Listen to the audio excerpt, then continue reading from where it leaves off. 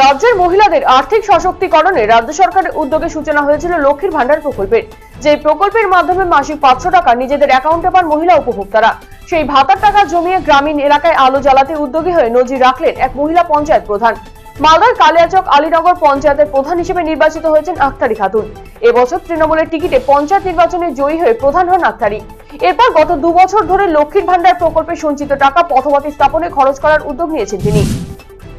কোচবিহারের মুন্সিরহাট সাদেকিয়া হাই মাদ্রাসার পরিচালন সমিতি নির্বাচনের আগে বোমাবাজিতে উত্তপ্ত হয়ে উঠল গোটা এলাকা।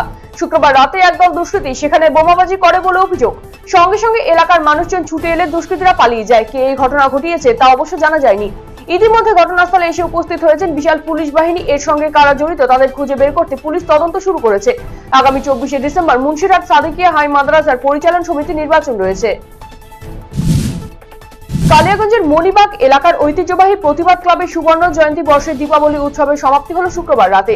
এদিনের অনুষ্ঠানে উপস্থিত ছিলেন রায়গঞ্জের বিধায়ক কৃষ্ণ কল্যাণী, কালিয়াগঞ্জ পৌরসভার পৌরপ্রধান রামনিবাস সাহা, পঞ্চায়েত সমিতির সভাপতি হিরণময় সরকার, ক্লাব সম্পাদক তুলসী জাসওয়াল সহ অন্যান্য বিশিষ্ট ব্যক্তিরা।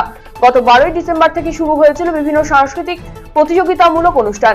এদিন প্রথম, দ্বিতীয় এবং তৃতীয় স্থানাধিকারীকে পুরস্কৃত করা হয়। সেই সঙ্গে কালিয়াগঞ্জের বিশিষ্ট ব্যক্তিদের সম্মাননাও প্রদান করা হয় সমাপ্তি অনুষ্ঠানে।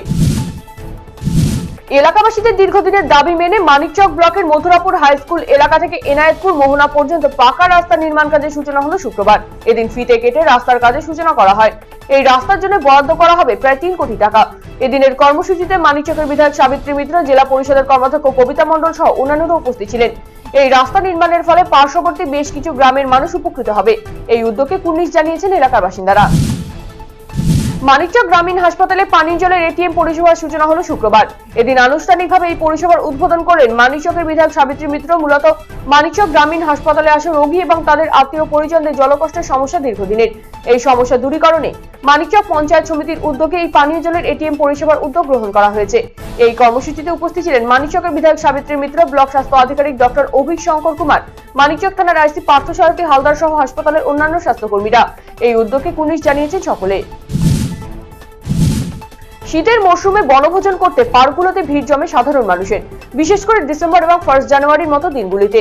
এই ঘটনায় পিকনিক স্পটগুলির পরিকাঠামো উন্নয়নের দাবিতে সরব হলেন কালিয়াগঞ্জ ব্লকের রাধিকাপুর গ্রাম পঞ্চায়েতের বাসিন্দারা। এলাকার পিকনিকের স্পটের এক পাশে রয়েছে বাংলাদেশ থেকে বয়ে চলা টাঙ্গর নদী, আর এক পাশে রয়েছে ভারত বাংলাদেশ সীমান্ত। তাই সাধারণ মানুষের দাবি পাকা রাস্তার পাশাপাশি স্বচ্ছতা বজায় রাখতে উদ্যোগ নেওয়া হোক। তবে আগামী দিনে এই রাধিকাপুরে পার্ক তৈরির পরিকল্পনা নেওয়া হয়েছে বলে জানিয়েছেন কালিয়াগঞ্জ পঞ্চায়েত সমিতির সভাপতি হিরণময় সরকার। পাশাপাশি 25শে ডিসেম্বরের আগে পিকনিক স্পট সাফাইয়ের আশ্বাস দিয়েছেন তিনি। পশ্চিমবঙ্গ সরকারের তথ্য ও সংস্কৃতি দপ্তরের উদ্যোগে গাজল হাই স্কুল মাঠে শুরু হলো মালদা জেলা যাত্রা উৎসব। স্থানীয় যাত্রা দল ছাড়াও কলকাতার প্রথম সারির যাত্রা সংস্থা এই উৎসবে অংশগ্রহণ করছে। প্রদীপ জ্বালিয়ে এই যাত্রা উৎসবের সূচনা করেন মালদা জেলা শাসক নিতিন সিংহানিয়া এবং পশ্চিমবঙ্গ সরকারের ভূমি ও ভূমি সংস্কার, উদ্বাস্তু ত্রাণ পুনর্বাসন দপ্তরের চেয়ারম্যান রঞ্জিত সরকার। উপস্থিত ছিলেন গাজলের বিডিও সুদীপ্ত বিশ্বাস, পঞ্চায়েত সমিতির সভাপতি মুসাম্মেদ হোসেন সহ অন্যান্যরা। 24শে ডিসেম্বর পর্যন্ত চলবে এই যাত্রা উৎসব।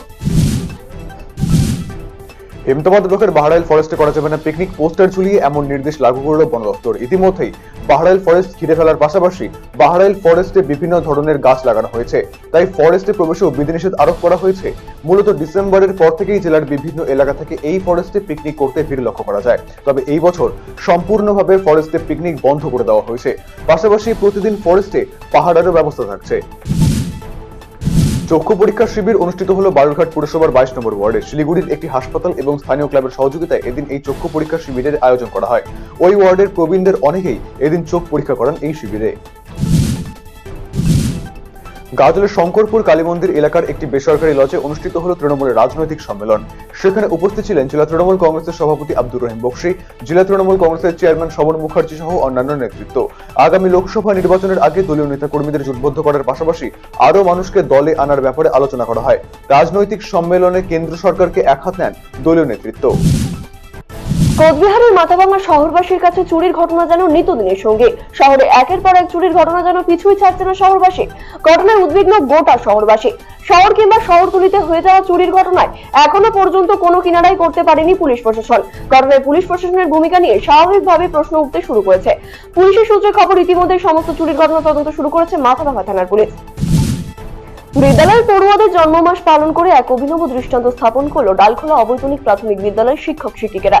শনিবারও বিদ্যালয়ে পালন করা হয় এই অনুষ্ঠানটি। জানা গেছে, প্রতি মাসে একটি নির্দিষ্ট দিনে স্কুল ছুটির পর স্কুলে কেক কেটে সম্পূর্ণ নিষ্ঠার সাথে শঙ্খ উলুধ্বনি সহকারে ধান দুব্বা দিয়ে আশীর্বাদ করে পায়েস খাইয়ে পড়ুয়াদের জন্মমাস পালন করা হয় এই বিদ্যালয়ে। এই দিনটিতে পড়ুয়াদের মিড ডে মিলের মেনুতেও থাকে চমক। অর্কিতে হোটেলে অগ্নি নির্বাপন ব্যবস্থা, দমকল কর্মীরা এসে প্রায় 1 ঘন্টার চেষ্টায় নিয়ন্ত্রণে আনলো আগুন। শনিবার সকালে এই ঘটনাটি ঘটেছে জলপাইগুড়ি শহরের প্রাণকেন্দ্র কদমতলায় অবস্থিত একটি হোটেলে। আতঙ্কিত আবাসিকেরা ঘর ছেড়ে বেরিয়ে আসেন তারা। কালো ধোঁয়ায় ভরে যায় হোটেলের একাধিক ঘর। হোটেলে আগুন লাগার খবর পৌঁছাতে ঘটনাস্থলে আসে দমকলের 2টি ইঞ্জিন। হোটেলে অগ্নি নির্বাপক ব্যবস্থা কাজ না করায় দমকল কর্মীরা দ্রুত জানালার কাজ ভেঙে জল দিয়ে আগুন নিয়ন্ত্রণে আনার কাজ শুরু করেন।